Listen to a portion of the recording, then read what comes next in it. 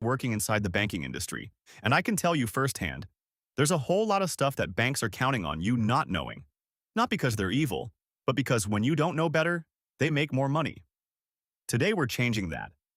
I'm going to break down 5 things your bank quietly hopes you never find out, and what you can actually do about each one. Let's get into it. Welcome to the Banker's Playbook, where we break down finance in a way that actually makes sense. Whether you're just starting out or you've been investing for a while, this channel is for you. Now let's talk about your bank. Okay, so first things first. That savings account you've had since you were a kid? The one your bank is paying you 0.01% interest on? Yeah, that's basically nothing. Here's some real math for you. If you have $10,000 sitting in a traditional savings account at 0.01% interest, after a full year you've made $1. 1. Meanwhile, inflation is running anywhere from 3 to 4% a year. So your money is actually losing value while it just sits there. What do you do instead? High-yield savings accounts. Places like Marcus by Goldman Sachs, Ally Bank, or SoFi are paying anywhere from 4 to 5% right now. Same FDIC protection, same concept, just way more money working for you. Your bank doesn't advertise this because they want your cheap deposits. Don't let them have it. Number 2, and this one hurts a lot of people without them even realizing it. When your credit card statement shows up and it says, minimum payment due, $35, that is not your friend. That is your bank's favorite thing in the world. Because if you only pay the minimum every month on, say, a $5,000 balance at 24% interest, you will be paying that card off for over 15 years. And you'll pay thousands of dollars in interest on top of what you borrowed. The minimum payment is designed to keep you in debt as long as possible. That's the business model. Now I get it. Sometimes cash is tight and the minimum is all you can do. That's real life.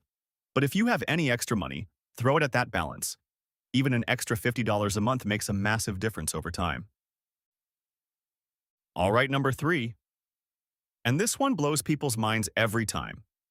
When you deposit money into your bank account, that money doesn't just sit in a vault with your name on it. Your bank takes that money and invests it. They lend it out as mortgages, car loans, business loans. They invest it in securities. They make serious money off your deposits, and they pay you almost nothing in return. Now, this isn't illegal.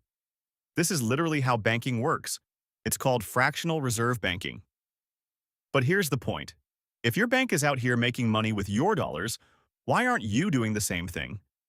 Even putting $50 a month into a simple index fund that tracks the S&P 500, historically averaging around 10% a year, builds real long-term wealth.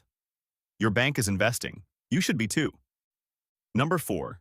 This one I see constantly working in banking and it genuinely frustrates me. Overdraft fees.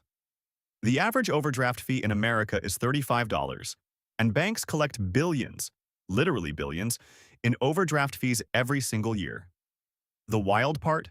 You opted into this. Most banks automatically enroll you in overdraft protection when you open an account. Sounds helpful, right?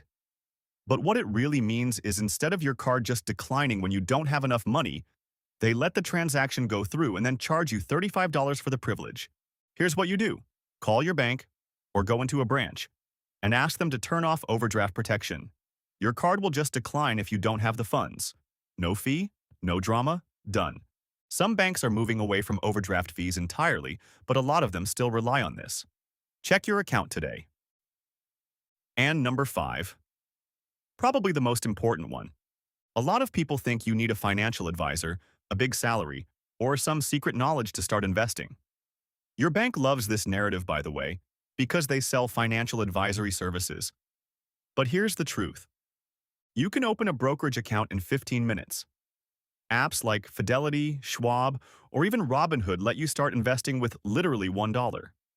A simple 3-fund portfolio, a total U.S. market fund, an international fund, and a bond fund, is what most financial advisors would build for you anyway.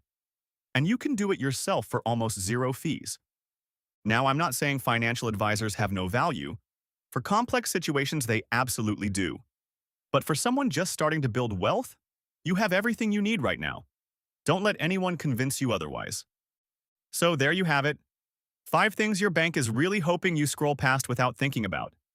But now you know. And knowing is where it starts. If any of this was helpful, drop a like. It genuinely helps this channel grow.